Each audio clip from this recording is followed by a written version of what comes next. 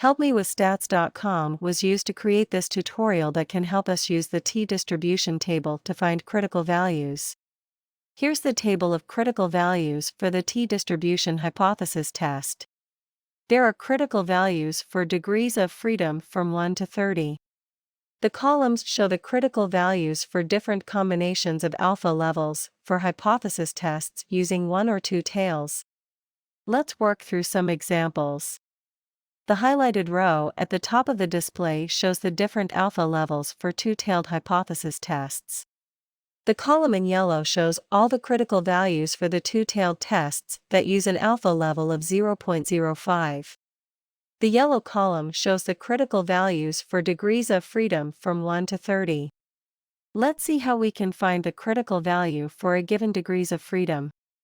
With 11 degrees of freedom, the critical value of 2.201 is in green. The critical value in the lower tail will be 0 minus the critical value, e.g. minus 2.201.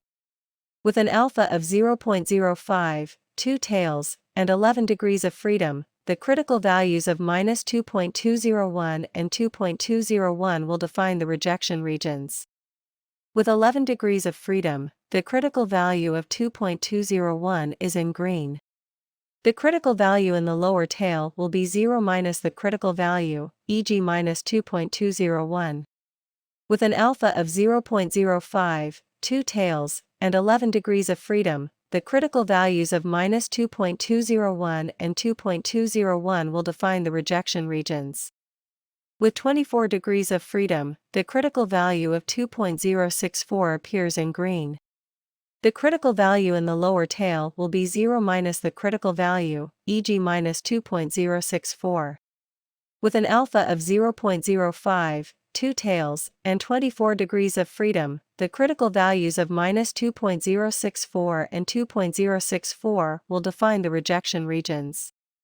If the alpha level is 0.01, then we will use a different column to look up the critical values. With 15 degrees of freedom, the critical value of 2.947 is in green. The critical value in the lower tail will be 0 minus the critical value, e.g. minus 2.947. With an alpha of 0.01, two tails, and 15 degrees of freedom, the critical values of minus 2.947 and 2.947 will define the rejection regions. For more help with statistics, HelpMeWithStats.com is a free website that has more than 70 tutorials, as videos, or as self-paced slideshows. You can also learn how to conduct more than 60 statistical analyses by watching videos that show complete solutions, or by working through an unlimited number of examples using the step-by-step problem solvers. Finally, you can access a comprehensive stats textbook with more than 685 review questions. Thanks for watching. If you find these resources valuable, please share with your friends, teachers, and professors.